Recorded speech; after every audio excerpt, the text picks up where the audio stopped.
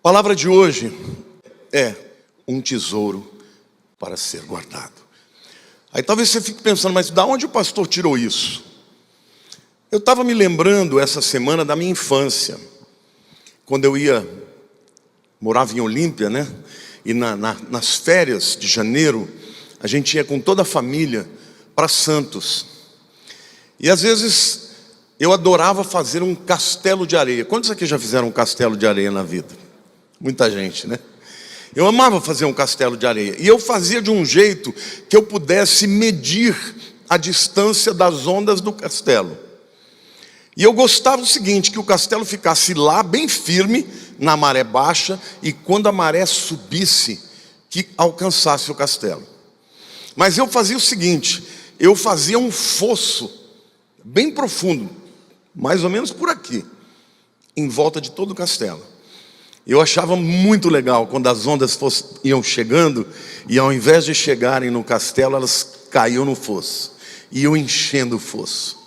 E eu ficava observando aquelas ondas vindo, elas crescendo, e cada vez indo além, até que de repente o fosso enchia, e as ondas que vinham começavam a alcançar o meu castelo. Nessa hora, eu gostava de imaginar que os piratas do mar estavam invadindo o meu castelo. E aí eu então guerreava de espada com eles até que o castelo caísse e terminava. Mas eu curtia todo aquele processo, né? E aí eu fiquei pensando naqueles castelos da antiguidade, medievais, né? Que tinham esses fossos para proteger dos inimigos. E que muitas vezes eles, ao serem invadidos, quando os inimigos ultrapassavam essa primeira barreira, começavam a escalar as muralhas, os flecheiros começavam a alvejar aqueles que estavam subindo, depois eles jogavam óleo quente por sobre os inimigos, e por fim, o pau comia. A guerra física corpórea tinha que acontecer. Quantos já viram filmes assim? O objetivo, queridos, daqueles inimigos que entram nesse castelo é destruí-lo e roubar todos os seus tesouros. E portanto, aqueles que tinham as muralhas, aqueles que estavam dentro das muralhas, lutavam com todas as suas forças para impedirem que o castelo caísse e os tesouros fossem roubados. E pensando tudo nisso, eu fiquei imaginando, essa metáfora é perfeita para os nossos tempos. Vamos imaginar que o castelo, o nosso castelo, diga assim, o meu castelo, vamos imaginar que ele represente a sua vida, que ele represente a sua família, que ele represente a igreja, e de uma forma mais ampla, que ele represente a sociedade ocidental, a civilização ocidental que foi construída em cima de uma visão judaico-cristã.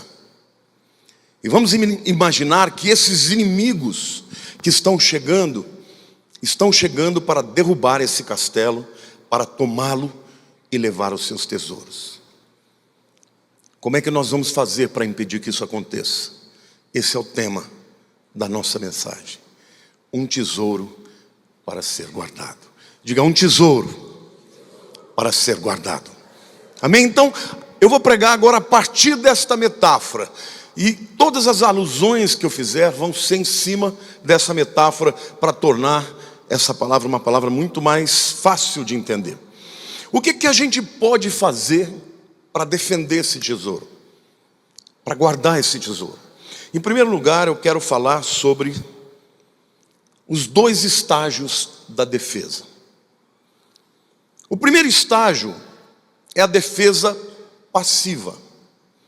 E eu chamo de defesa passiva tudo aquilo que você faz para impedir que o inimigo chegue, mesmo antes dele existir. Então, representa o fosso que eu fiz ao redor do castelo, amém? Porque quando a água vinha, eu já estava preparado. Representa as muralhas que são fortes, o fundamento, a fundação que é poderosa. Esta defesa passiva, levando para as nossas vidas, querido, significa aquilo que a gente pode fazer antes que o inimigo se levante e se apresente. Por exemplo, quantos aqui têm filhos pequenos? Ou netos pequenos? A primeira coisa que eu quero dizer para vocês é que a maior defesa contra as heresias, contra os avanços das ideologias malignas nos nossos dias, é o amor dentro da família.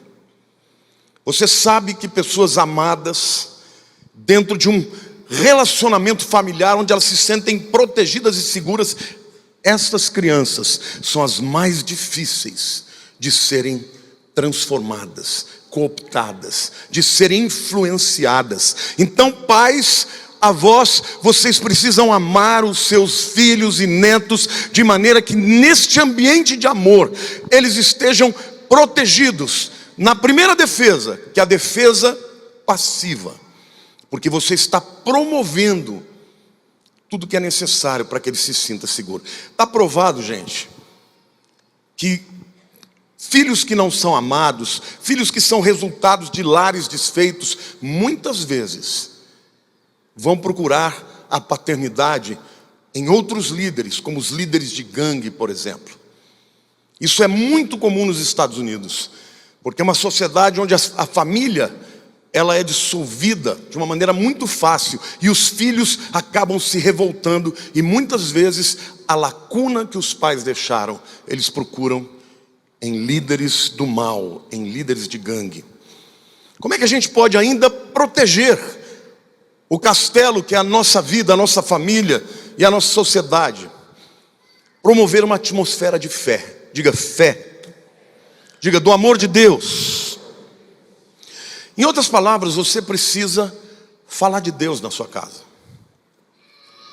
Eu me lembro que quando a minha filha chegou na época de faculdade, ela vinha com umas ideias muito esquisitas, todas de esquerda, com certeza. E quando ela vinha com aquela argumentação, eu gastei muito tempo, muitas vezes, para mostrar para ela que aquele não era o caminho, que aquele era o caminho da destruição da fé, e que a fé e uma visão que é fundamentada no materialismo dialético, na inexistência de Deus, esta visão não poderia coadunar com a visão de fé que ela tinha. E num determinado momento eu tive que dizer para ela: você vai ter que escolher se você quer ser uma cristã de verdade ou quer acreditar numa ideologia que nasceu em cima de incredulidade, de dúvida e, sobretudo, uma visão materialista. Então, como é que a gente protege os nossos filhos? Leve-os à igreja. Amém? Se você puder, coloque numa escola cristã. Não precisa ser evangélica, pode ser católica, mas uma escola que ensine a existência de Deus, porque hoje, queridos, o mundo inteiro está lutando contra a existência de Deus. Amém? Uma escola onde ele não vai receber ensinamentos errados, contrários, onde a sua cabeça não vai estar cheia de minhocas, cheia de questionamentos por conta de professores que foram colocados lá com uma agenda proposital de destruir a fé. Às vezes você está muito mais preocupado em colocar o seu filho numa escola cara, numa escola que tem bons índices no vestibular, e se esquece que juntamente com os ensinamentos de matemática e português, haverá também muitos ensinamentos de filosofia, de dúvida, de questionamento, onde os seus filhos receberão uma ideologia contra Deus. E vocês não entendem que com isso estão abrindo os portões do castelo para que o inimigo entre. Amém? Olhe para a pessoa do teu lado e diga assim: leve os seus filhos na igreja. A igreja é importante, mas não só levá-los à igreja. Fale sobre Deus com ele, converse você com o seu marido sobre Deus, de maneira que essa atmosfera de fé vá sendo introjetada na vida dos seus filhos, até que isso se estabeleça como algo inquebrantável, irrevogável, uma fé inabalável. Amém? Então, essa é a primeira defesa, a defesa passiva. É uma defesa que nós antecipamos a vinda do inimigo antes que ele venha, e nos preparamos para a guerra, para que quando ele chegar, ele encontre o maior número de barreiras que dificultem a tomada do castelo. Está fácil de entender até aqui, irmãos? A segunda defesa, queridos, é a defesa ativa. A defesa ativa, ela é usada quando o inimigo já passou o fosso. Ele já está escalando as muralhas. E agora você não tem outra opção a não ser guerrear. Jogar flechas, jogar óleo quente, não é isso? E tentar fazer de tudo, de lutar com todas as suas forças para impedir que ele alcance o seu objetivo de destruir o castelo e de roubar o seu tesouro. Amém? Eu quero dizer que alguns inimigos já estão escalando as suas muralhas. Olhe para a pessoa do teu lado e diga: você sabia que o inimigo está subindo na muralha? Isso é mais ou menos como aquela piadinha, né, de um gato subiu no telhado. Você conhece essa piadinha? Quem não conhece, levanta a mão. Bom, para encurtar a história é o seguinte: um português viajou para o Brasil e deixou seu gato com outro português. Ele falou: cuida bem do meu gatinho, porque meu gatinho é muito importante para mim. Ele também falou: tá tudo bem. Aí de repente ele recebe uma carta: Joaquim. E ele pensou: o que Manuel quer falar comigo? Joaquim, teu gato subiu no telhado. Passou uma semana, ele escreveu uma outra carta: Joaquim, teu gato caiu do telhado. E por último, uma outra carta onde ele disse: Joaquim, teu gato morreu. É mais ou menos essa história. Eu quero dizer para você, meu irmão, o inimigo está subindo na muralha. Ele está querendo entrar. Ele está querendo fazer com que a sua vida, a sua família, a sua fé, a sociedade, a civilização ocidental em que vivemos seja destruída. E eu quero mostrar para vocês algumas das armas que esse inimigo tem usado. A primeira das armas que merece citar são as drogas. Quantos aqui têm algum familiar envolvido em drogas? Fique de pé, por favor. Continue em pé. Quantos aqui tem algum amigo envolvido em drogas, viciado em drogas, e que por conta disso tem sido desviado dos caminhos certos? Fique de pé. Quantos aqui já testemunharam o que as drogas podem fazer na vida de uma família ou na vida de uma pessoa? Fique de pé.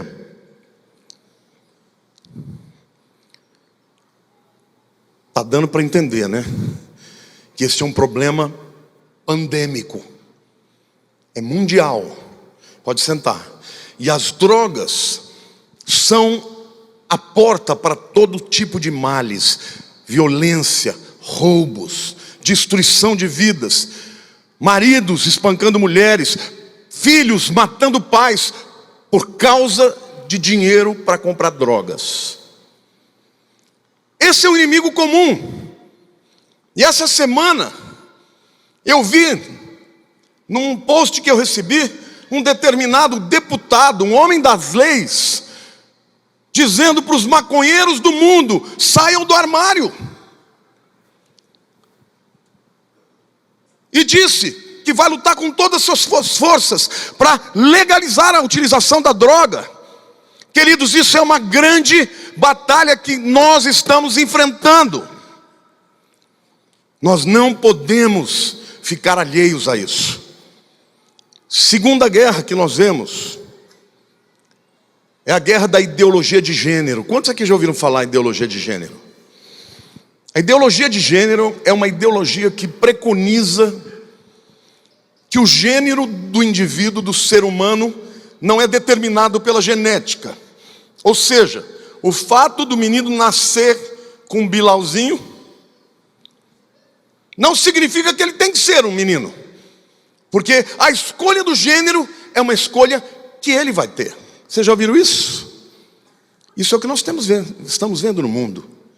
E o pior do que isso, porque eu acho que o indivíduo tem o direito de escolher o que ele quer ser. Agora, esta ideologia não está circunspecta simplesmente à decisão do indivíduo. Ela está sendo colocada nas escolas públicas, nas escolas municipais, nas escolas estaduais. De maneira que crianças crescem já com uma dúvida atroz a respeito de sexualidade.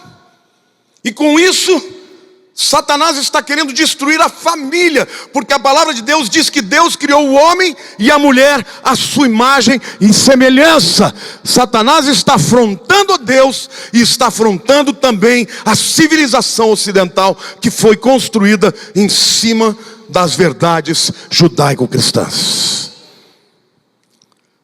Sexo sem aliança, sem compromisso, sem casamento. Queridos, todos os flancos do nosso castelo estão sendo atacados. Não dá mais para você fingir que isso não está acontecendo. Você tem que se defender. E a defesa ativa significa que nós estamos em guerra contra esse sistema. Aliás, Gramsci, quando ele percebeu que a visão marxista de tomar o poder pela força, de tirar vamos dizer assim, os burgueses, que eram os indivíduos de dinheiro, os que detinham os meios de produção do poder, e colocar os proletários, que na época eram os trabalhadores, falhou essa visão. Então Gramsci falou assim: nós temos que mudar, a nossa guerra não será uma guerra física, não será uma guerra armada, será uma guerra cultural. E ele diz assim, que nesta guerra cultural eles deveriam ter pessoas que ele chama de intelectuais orgânicos, que seriam pessoas que seriam colocadas em postos de liderança para influenciar. Primeiro vêm e trazem aquilo que choca. No primeiro momento o choque é grande, a sociedade repele, mas depois de um tempo ela acostuma e eles ganham um passo, 1 metro na sua guerra cultural. Gramsci dizia: não adianta haver o controle do Estado, é melhor que nós desenvolvamos um pensamento hegemônico. E ele chama este pensamento hegemônico daquele pensamento contra Deus, contra a fé, que vai ser disseminado nesta guerra cultural, de maneira que de repente a sociedade acorda e todo mundo está pensando do mesmo jeito contra Deus. Você tem sentido isso, irmãos? Vocês estão sentindo como hoje a sociedade tem se levantado contra Deus, contra a fé, e o politicamente correto muitas vezes é radicalmente contra a palavra, e muitos cristãos temendo serem rejeitados, serem perseguidos, serem chamados de fascistas, porque hoje esse é um adjetivo que eles chamam para muita gente que simplesmente discorda deles, fascistas. E as pessoas então vão recuando e se calando, e eles vão tomando o castelo em busca do tesouro. Diga para a pessoa ao teu lado: não dá mais para ficar alheio a isso. Então como é que a gente faz uma guerra ativa contra esta guerra cultural? Uma defesa ativa. Em primeiro lugar, em relação às crianças, a Bíblia diz assim: ensina o menino no caminho que deve andar, porque quando for homem, não se desviará dele. E aqui a minha palavra é para você que é pai, que muitas vezes não tem vontade, não tem paciência de sentar e gastar tempo com seus filhos. Enquanto você não influencia com a verdade, a televisão, os desenhos, o cinema, os amiguinhos, a escola estarão trabalhando para destruir a fé que você de vez em quando compartilha com ele. Ensina o menino, e a palavra no original é treina. Dá ele o desafio, diga: vá por aqui, vá enfrentar obstáculos, continue lutando, prepare-o para a guerra que virá. E quando ele estiver pronto, ele não vai se desviar, e ele será um indivíduo firme neste tempo em que todas as pessoas estão vivendo com tantas incertezas. A defesa ativa Acontece quando a gente ora a Deus pela nossa família. Quantos de vocês oram junto com as suas esposas ou seus maridos? Não tem guerra mais poderosa do que o poder do Espírito Santo de Deus. Então ore pela sua vida, ore pela sua família, ore pelos teus amigos, ore pelos seus pais, ore pelo seu trabalho, ore, porque a oração é uma grande arma de guerra contra a qual o inimigo não tem nenhuma defesa. Por isso que quarta-feira nós estaremos aqui para levantar um clamor a Deus, amém? A defesa ativa acontece quando a gente usa de todos os meios para impedir o avanço, se não na sociedade, pelo menos na minha vida, na vida da minha família, na vida da igreja, amém? Porque não se iludam, eles estão aqui dentro também. Está cheio de pessoas que se consideram cristãs, mas que não defendem mais a fé, defendem ideologias. Deixa eu dizer uma coisa para você, a nossa guerra não é contra a direita e tampouco a esquerda. A nossa guerra é contra principados e potestades. Tudo que está acontecendo hoje, essas novas ideologias, essa nova maneira de viver, esta afronta contra Deus, é a guerra espiritual dos últimos dias. E a igreja precisa se levantar como instrumento de guerra. Amém, igreja? Se você crê que você é um guerreiro, que foi chamado para esta batalha, tome posição.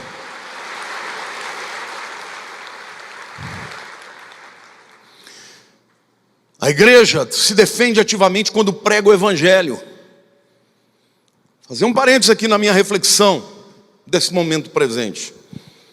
Quando o cristianismo começou, o Império Romano dominava o mundo. Eles não eram ricos, não eram numerosos, e de 11 pessoas que andaram com Jesus, 120 que foram cheios do Espírito Santo no cenáculo no dia de Pentecostes, o mundo foi transformado. Eu quero te dizer que a palavra da fé é mais poderosa do que qualquer guerra cultural. O problema é quando os crentes abrem mão da verdade do evangelho, do poder sobrenatural de Deus, e se entregam como se fosse impossível conter o avanço. Eu quero te dizer, o teu filho será a tua responsabilidade diante de Deus, e você deve orar por ele, ensiná-lo, e deve pregar o evangelho, para que cada vez mais você conquiste um novo território, para a glória de Deus, amém, igreja? Amém, igreja? Glória a Deus.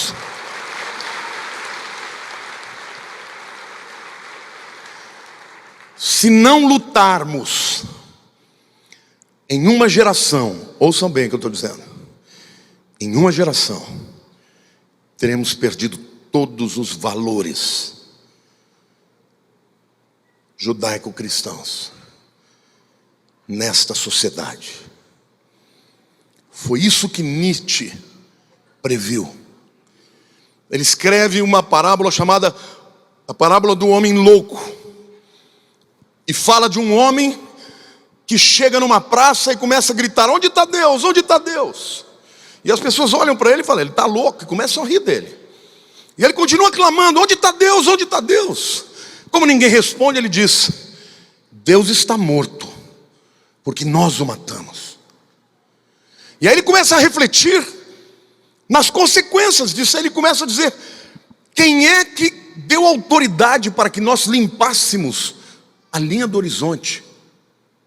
Ou seja, não há mais divisas, não haverá mais alto nem baixo, nem direita nem esquerda, nem cima nem baixo.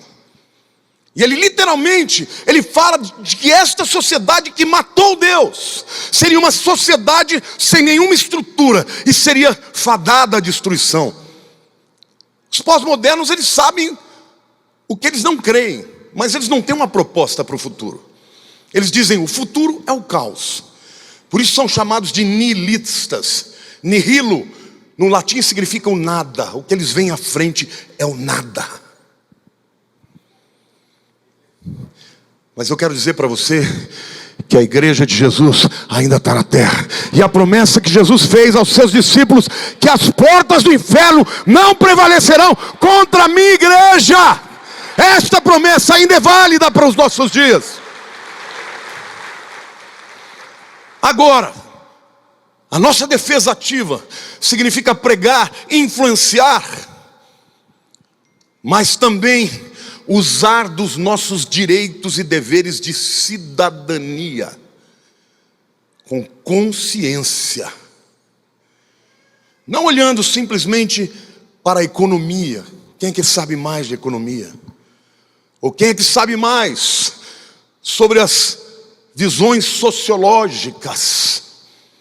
Mas quem está alinhado com a verdade que nós defendemos e quem está contra? Esse é um tempo muito importante. Estamos atentos nas escolhas, nas decisões de ocupar espaço. Os cristãos têm que ter ambição de chegar nos postos de liderança. Nós precisamos de juízes tementes a Deus. Nós precisamos de promotores tementes a Deus. Nós precisamos de deputados e deputadas tementes a Deus. Nós precisamos de professores e professoras que vão para as escolas primárias tementes a Deus. Nós precisamos de homens e de mulheres cheios do Espírito, que sejam colocados como ponta de lança para fincar a bandeira do Evangelho e impedir que nesta geração essa guerra cultural destrua o nosso castelo e roube o nosso tesouro. Glória a Deus. Quantos aqui estão dispostos a fazer parte disso? O Gramsci chamava estas pessoas que entenderam a sua missão de interferir, de intelectuais orgânicos, que se diferem daqueles intelectuais tradicionais, que não interferem na sociedade. Mas eu não vou chamar vocês de intelectuais orgânicos, não. Eu vou chamar vocês de discípulos do Deus vivo, de Jesus Cristo de Nazaré. Eu vou chamar vocês de influenciadores, daqueles para quem Deus deu autoridade e poder, para entender que nós somos chamados para transformar a nação e as nações da terra e todo mundo. Amém, irmãos? Amém, irmãos?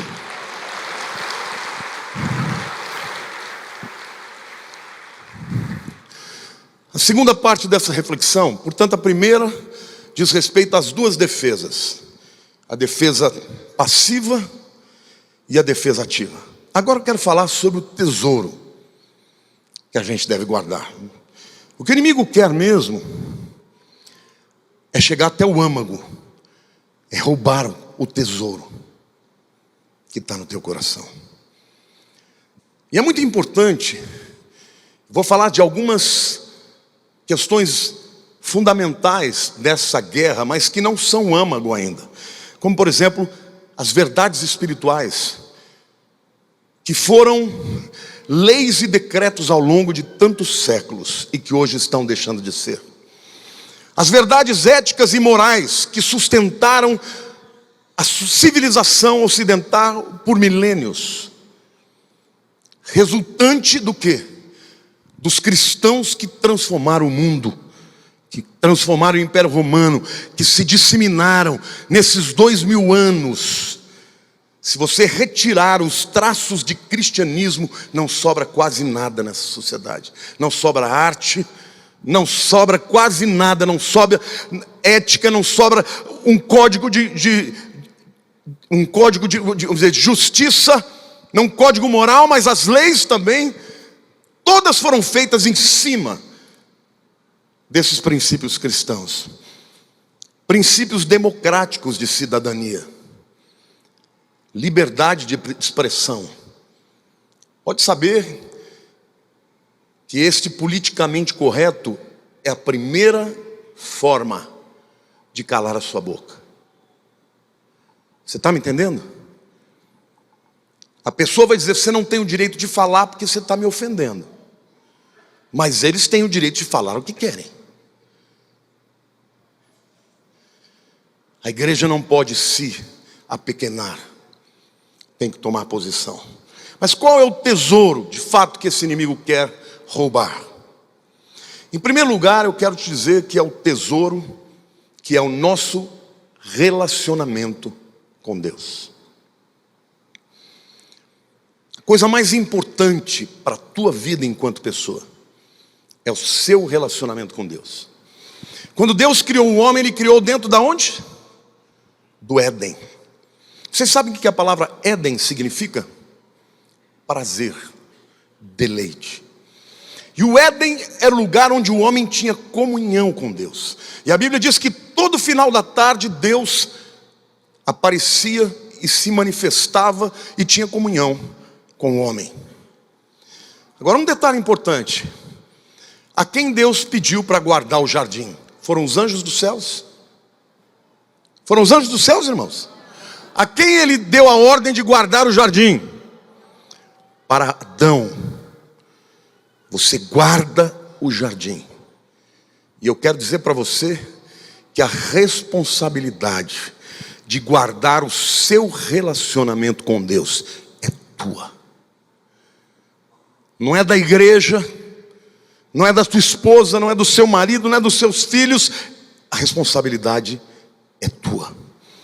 1 Timóteo capítulo 1, de 18 a 19 diz assim: este é o dever de que te encarrego, ó filho Timóteo, segundo as profecias de que antecipadamente foste objeto. Combate, diga combate. Firmado nelas, diga firmado nelas. O bom combate, mantendo fé e boa consciência. Porquanto alguns, tendo rejeitado a boa consciência, vieram naufragar na fé. Satanás começa a lançar questionamentos na sua consciência. Não foi assim com Adão? Deus diz que vocês não vão morrer? Será que vão mesmo? Será que... Não, não vão morrer não. Ao contrário, vocês vão se tornar como deuses. Então, todos esses questionamentos que começam a impactar, a influir, a transformar as consciências dos cristãos, nada mais são do que um preâmbulo, um antigosto da fé que vai solapar, que vai ser destruída. O apóstolo Paulo está dizendo para Timóteo, seu filho na fé, um pastor jovem: combate o bom combate, luta por isso. Eu estou te encarregando disso, lute por isso. Porque muitos, não mantendo a consciência, a boa consciência, naufragaram na fé. Uma boa consciência, irmãos, é aquela que está alinhada com a palavra de Deus.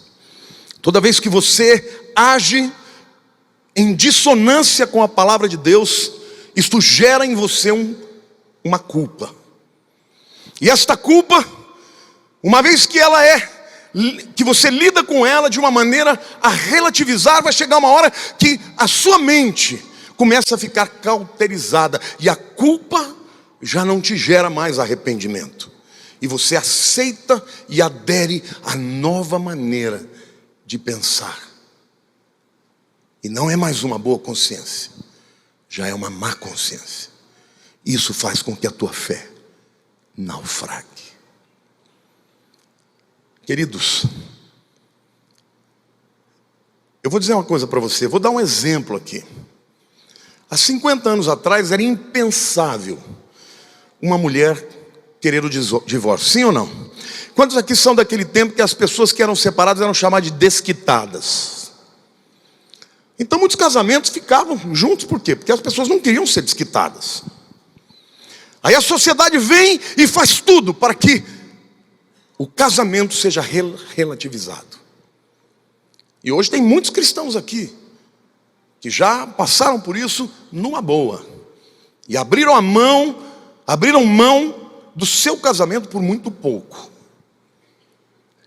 Se você chegou aqui e estava nessa situação, quero te dizer que Jesus te perdoa, mas agora toma a tua linha, levanta a tua cabeça e vai andar na fé, amém? Graças a Deus, porque nós temos a oportunidade de nos arrepender e viver uma outra vida. Mas é assim que ele começa. Hoje a discussão é o aborto. Hoje a discussão é a ideologia de gênero. E hoje nós ficamos chocados, mas daqui 20 anos, se a igreja não lutar, saibam vocês que dentro das igrejas estarão pregando pastores homossexuais, casados, homem com homem, mulher com mulher, contra a vontade de Deus. E talvez eu seja até colocado na cadeia por falar sobre essas coisas. Vocês acham que não? Sim ou não? Este é o dever que te encarrego, ó filho Timóteo, segundo as profecias de que antecipadamente foste objeto. Combate, diga combate, firmado nelas o bom combate, mantendo o que, irmãos? Diga fé e boa consciência. Cuidado quando você começa a relativizar a sua fé. Será que é assim mesmo? Será que eu não estou sendo duro demais? Satanás quer roubar este tesouro. E eu quero dizer para você, se você já não vibra mais com Deus, se você senta aqui e já fica com espírito crítico, porque tem gente assim, que vem aqui não para ouvir a palavra de Deus, vem aqui para julgar se aceita ou não a palavra, se aceita ou não aquele trecho da Bíblia.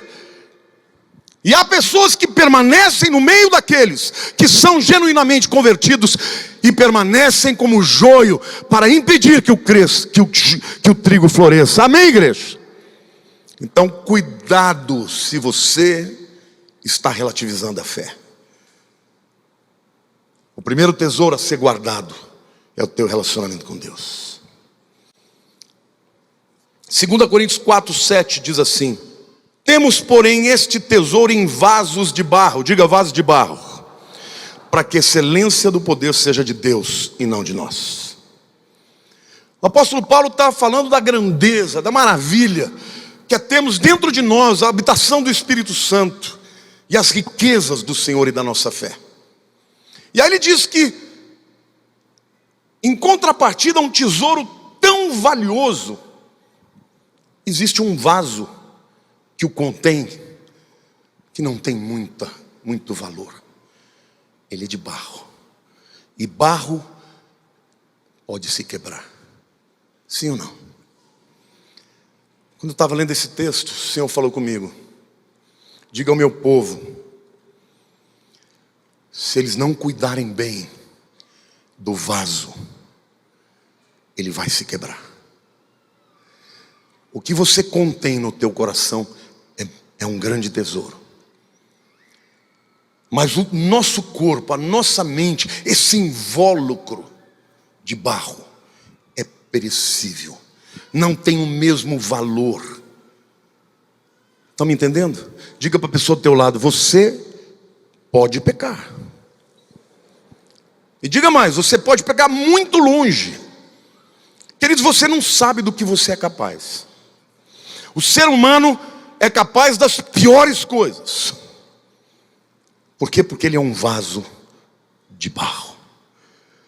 Mas o que tem dentro dele é um tesouro inestimável, sem preço, sem valor. Então trate de cuidar do seu relacionamento com Deus.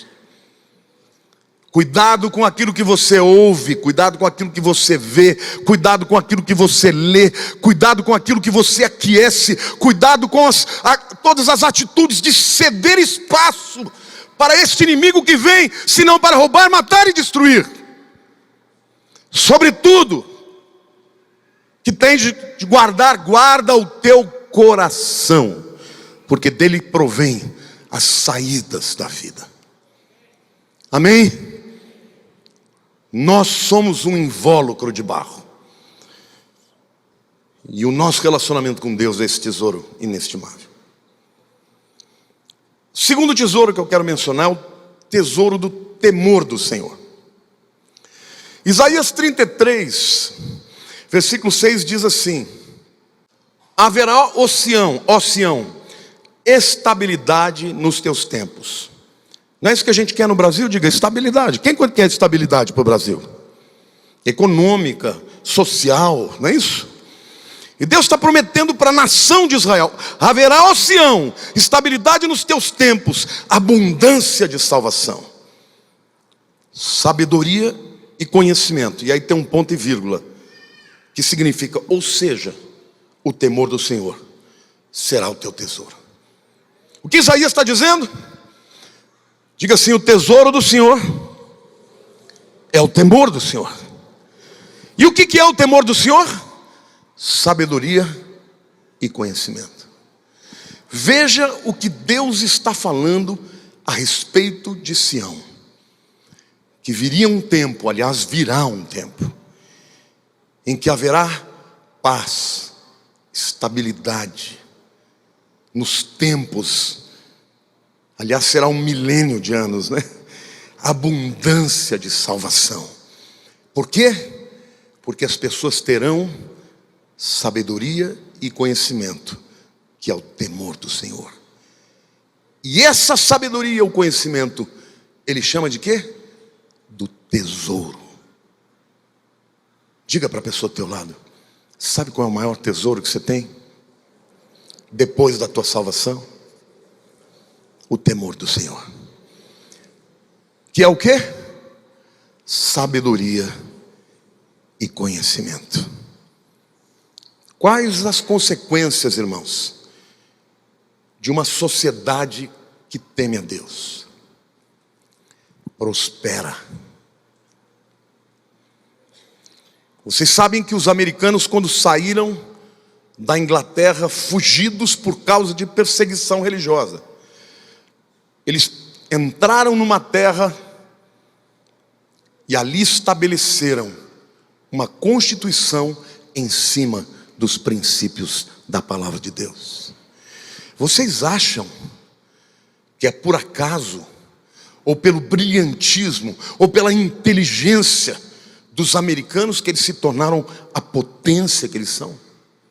Hoje, meus irmãos, eles estão caminhando também nesta guerra cultural para uma sociedade que vai destruir a fé. Mas a bênção de Deus para todos aqueles que plantaram esta visão foi tão tremenda, que hoje, ainda que eles estejam vivendo tempos de guerras, e lá nos Estados Unidos a sociedade está praticamente dividida entre aqueles que creem em Deus e aqueles que odeiam a Deus.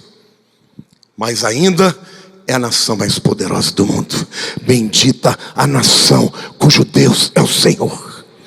Isto vale para todas as dimensões. Vale para você como indivíduo, vale para a tua casa, vale para uma igreja, vale para uma cidade, vale para as nações da terra. Quando Deus é o centro da nossa vida, quando o temor do Senhor é o princípio da nossa sabedoria, a Bíblia diz que haverá estabilidade nos teus tempos. E diga mais, diga abundância de salvação. Quantos querem isso para o Brasil? Sabe, gente, não pensem em vocês que quem quer que chegue lá vai ser um gênio e vai mudar essa nação. Maldito o homem que confia no homem. Essa nação só prosperará, irmãos, se ela caminhar no trilho da vontade de Deus. Deus está prometendo a Israel, mas vale para nós também. Amém? Então diga assim: eu tenho que guardar o temor do Senhor. Diga: o temor do Senhor é o meu tesouro, sabedoria e conhecimento. Amém? Provérbios capítulo 2, versos 4 e 5 diz assim: note como estes substantivos estão sendo repetidos. Se buscares a sabedoria como prata, e como a tesouros escondidos a procurares, então entenderás o quê? O temor do Senhor, e achará o conhecimento de Deus. Estão entendendo, irmãos? Como é que a gente deve fazer em relação ao temor do Senhor? Buscar.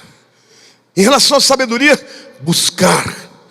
Considerar como prata, como tesouro. Esse é o maior tesouro que nós temos. A nossa fé, o nosso entendimento que Deus é Senhor, e todo aquele que se humilha perante Ele e aquece a sua vontade e anda nos seus preceitos será exaltado, e aqueles que o resistem serão humilhados. Amém, igreja? Então, igreja de Jesus Cristo, está na hora de nós tomarmos posição, de guerrearmos essa guerra cultural.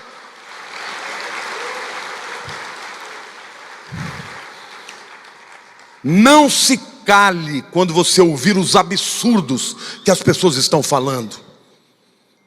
É interessante isso. A gente é obrigado a ouvir as piores barbaridades. E a gente tem medo de falar. Quem fala o que quer, ouve o que não quer. Amém ou não? Diga: quem fala o que quer, ouve o que não quer. Diga: eu não me calarei. Eu vou proclamar a verdade de Deus. E aqueles que ouvirem serão abençoados, e os que não ouvirem arcarão com as consequências. 1 Timóteo capítulo 6, versículos 20 e 21. Diz assim: e tu, Timóteo, guarda o que foi confiado, evitando falatórios inúteis e profanos, e as contradições do saber, como falsamente lhe chamam, pois alguns, professando, se desviaram da fé. O apóstolo Paulo está falando das contradições do saber, dos diversos saberes, das filosofias. Quando o indivíduo já não tem a palavra de Deus mais como verdade absoluta, e ele começa a se deixar influenciar pelas filosofias e pelos saberes, e por suas contradições. E quando isso acontece com ele, veja o que Paulo diz: e as contradições do saber, como falsamente lhe chamam, pois alguns, professando, se desviaram da fé. Cuidado, viu? Cuidado, principalmente você que é da área de humanas, que está lendo muitos filósofos. Olha, eu não sou contra o saber, eu adoro ler, estudo tudo. Mas toda vez que eu vou ler alguém que se levanta contra Deus, eu a priori já digo, eu vou entender o que ele pensa, mas a priori eu já sou contra. Porque para mim a palavra de Deus é a única verdade. E Jesus disse: eu sou o caminho, a verdade e a vida. Ninguém vem ao Pai senão por mim. Só Jesus é a solução para as nações. Só Ele é a salvação.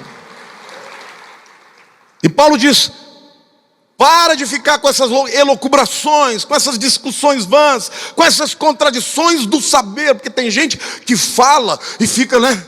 Oh, como eu sou sábio. E não sabes que tu és pobre, miserável, cego e nu. Nós estamos vivendo na igreja de Laodiceia. E no meio de nós existem os mornos, os que se chamam de cristãos, mas aderem uma fé ideológica que se levantou para abrogar da civilização ocidental a fé cristã.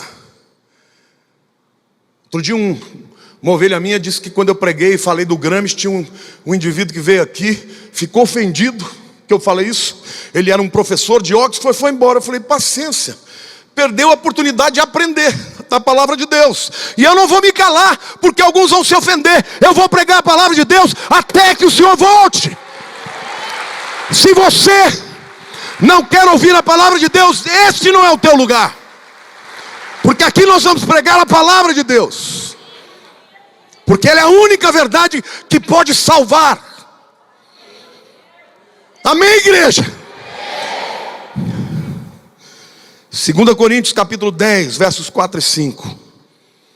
Porque as armas da nossa milícia, diga, nós estamos em guerra, não são carnais, e sim poderosas em Deus, para destruir fortalezas, anulando nossos sofismas e toda altivez que se levante contra o conhecimento de Deus. Estão se levantando altivez e sofismas contra o conhecimento de Deus, e levando cativo todo o pensamento à obediência de Cristo. Sabe como você vai vencer essa guerra? Quando o teu pensamento estiver divergindo. A Apresente-se diante do Senhor e diga: Deus, a minha mente está se afastando de Ti. Eu te ofereço. Esse pensamento está cativo. Eu obedeço, mesmo que eu não entenda. Porque para Deus mais importa obedecer do que o sacrificar. Que pena que nos dias de hoje não existem mais Luteros, mais Calvinos, mais John Wesleys, mais Spurgeons, que pregavam numa geração corrompida, mas que foram instrumentos de transformação do seu tempo e da sua sociedade. Amém, igreja? Deus quer te levantar, meu querido. Não se cale. Não se cale. E o terceiro tesouro que nós temos que guardar é o tesouro do poder de Deus. 1 Coríntios 2, 4, 5 diz assim: a minha palavra e a minha pregação não consistiram em linguagem persuasiva, de sabedoria, mas em demonstração de espírito e de poder, para que a vossa fé não se apoiasse em sabedoria humana, e sim no poder de Deus. Queridos, Paulo, sem dúvida alguma, é o homem mais culto do Novo Testamento. Ele escreveu mais de 1/3 do Novo Testamento. As doutrinas da nossa fé foram todas formuladas por ele. Mas Paulo experimentou, por exemplo, quando esteve no Areópago, lá em Atenas, pregando aos sábios, e usou de artifícios da lógica, apresentou uma estátua chamada do Deus desconhecido, para dizer: este Deus que vocês adoram sem saber quem Ele é, e erigiram uma estátua, porque vocês entendem que deve algum outro Deus, deve haver algum outro Deus que deva ser adorado. Esse Deus é o Deus de quem eu falo. Fez o maior sermão da sua vida, e poucas pessoas se converteram. Ele sai dali e vai para Corinto, e certamente vai pensando: não adiantou nada, gogó, lero-lero. E quando ele chegou lá, eu falei: agora eu vou usar do poder de Deus e demonstração de Espírito. Queridos, Deus quer usar a tua vida com poder, para que os sofismas caiam, porque diante dos milagres, diante da autoridade, diante das manifestações de Deus, ninguém resiste. Quantos aqui querem viver isso na sua vida? Sabe, gente, Deus não quer que você simplesmente tenha esse conhecimento, esse relacionamento. Deus quer que você seja aquilo que você acredita. Paulo podia escolher: não, hoje eu vou usar sabedoria. Pregou. Não, sabedoria não deu certo. Hoje eu vou liberar o poder de Deus. E as curas, os milagres, os demônios eram expulsos. E eu quero dizer, igreja, quanto mais nós nos consagrarmos, mais o poder de Deus estará em nós e através de nós, para que a glória do Senhor seja manifesta no tempo presente. Amém, igreja? O tesouro que nós somos em Cristo significa mais do que ter algo, significa ser algo. Atos 3, versículos 12 e 16a diz o seguinte: à vista disto, Pedro se dirigiu ao povo dizendo: israelitas, por que vos maravilhais disso? Ou porque fitais os olhos em nós, como se pelo nosso próprio poder ou piedade o tivéssemos feito andar? Era um paralítico. Pela fé em o nome de Jesus é que este mesmo nome fortaleceu este homem que agora vedes e reconheceis. Sim, a fé que vem por meio de Jesus. Diga: a fé que vem por meio de Jesus deu a este saúde perfeita na presença de todos vós. O Império Romano era muito pior do que os impérios que estão se levantando nesse mundo. Claro que não pior do que o anticristo, né? Do império do anticristo. Mas esse império não se levantará enquanto a gente vê aqui. Porque a Bíblia diz que enquanto aquele que o detém não seja retirado, ele não se levantará. Mas o que eu quero dizer para vocês é que o poder do Evangelho, o poder da cruz, o poder da fé, o poder da palavra é maior do que as ideologias desse mundo. Porque as ideologias desse mundo promovem o ódio, e o indivíduo que odeia fica vazio, e aquele que é planificado no amor de Deus, ele fica cheio, feliz, em paz. Amém?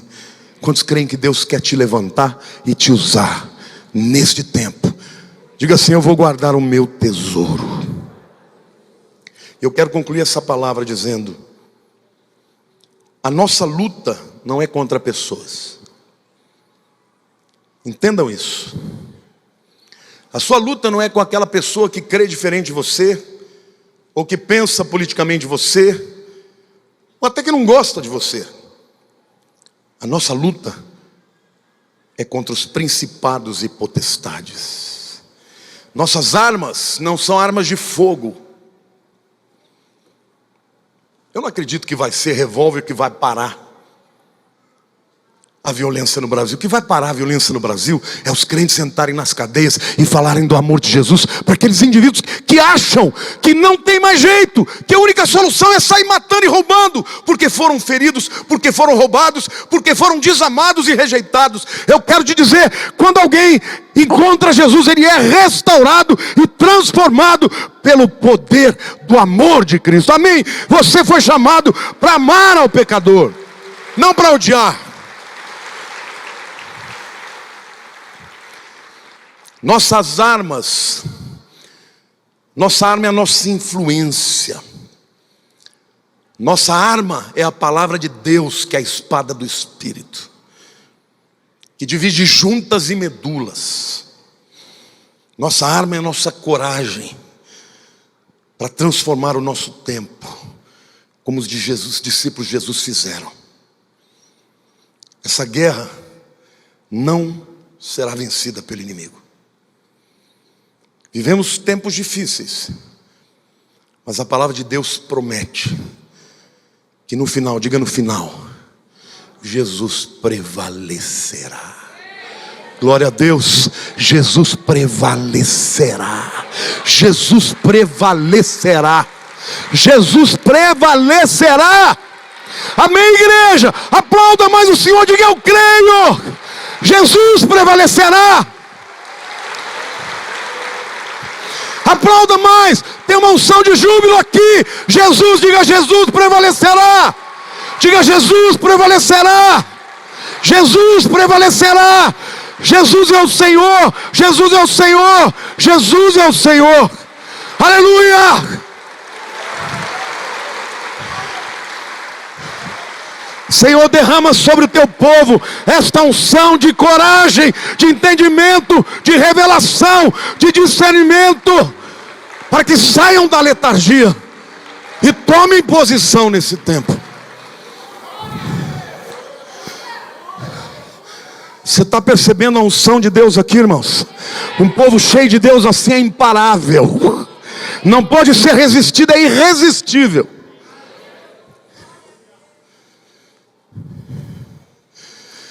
Num tempo em que o ódio aos cristãos aumenta, nós vamos vencer com o amor de Jesus. Num tempo em que a guerra cultural tem convencido mentes fracas de que a verdade é esta que eles propõem, nós temos o poder de Deus para vencer fortalezas da mente e sofismas, mentiras camufladas de verdades. Num tempo em que todos os meios de comunicação, televisão, imprensa, escrita, artistas, professores, formadores de opinião, juízes, promotores, todos estão a serviço desta guerra cultural. Eu não estou falando de todos, todos os que estão, porque tem muitos que não estão. Há uma grande promessa de Deus que diz: maior aquele que está em vós do que está no mundo. Entenda uma coisa: enquanto a igreja estiver aqui, as portas do inferno não prevalecerão. Quantos aqui são universitários? Fiquem de pé.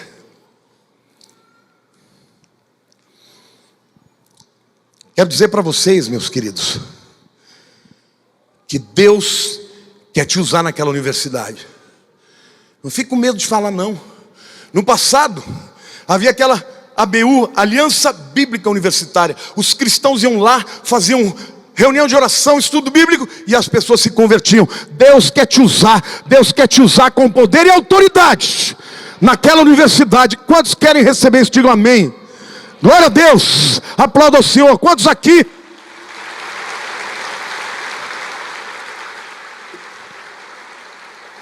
Quantos aqui nesta manhã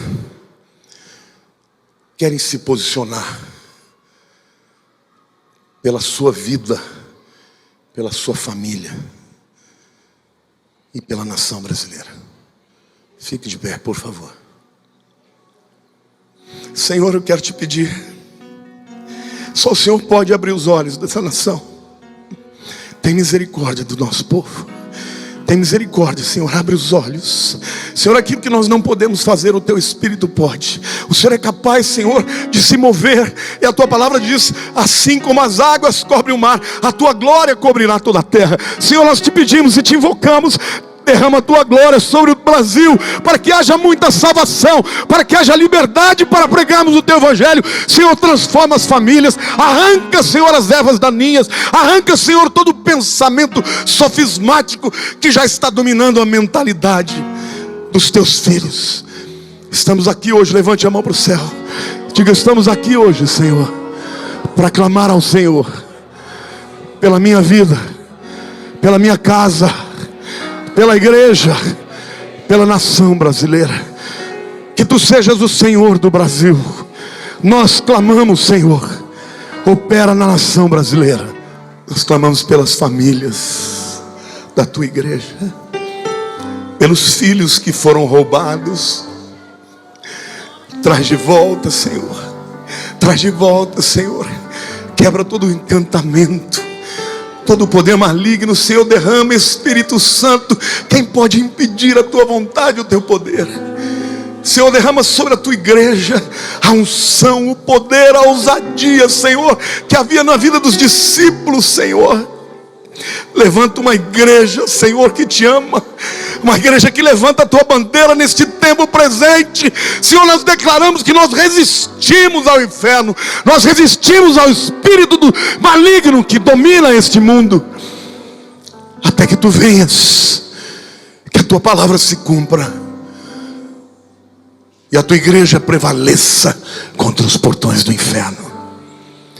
Porque Tua, Senhor, é a glória, a honra, o poder, a vitória, o domínio, a soberania. Quem é contra o Senhor e quem é contra o nosso Deus? Senhor, nossas mãos estão levantadas em total rendição. Somos vasos de barro, mas o poder do Senhor está na nossa vida. Perdoa-nos, ó Deus, por todas as relativizações, pelos pecados que concedemos. Senhor, queremos temer ao Senhor com todo o nosso coração. Obrigado, Senhor, por cada vida que está aqui presente, por cada discípulo, por cada pai, por cada mãe, por cada filho, por todos esses que me veem agora. Que a Tua palavra entre por este veículo e transforme, ó Deus, leva longe essa palavra, para que as vidas compreendam que vivemos tempos difíceis e a Tua igreja precisa tomar posição, e que a graça do Senhor, que o amor de Deus, o nosso Pai, o Eterno, o Todo-Poderoso, e as consolações do Espírito de Deus seja com todo o povo do Senhor. Onde houver alguém invocando o Teu nome, nos quatro cantos da terra, mas diga assim, no Brasil, diga no Brasil,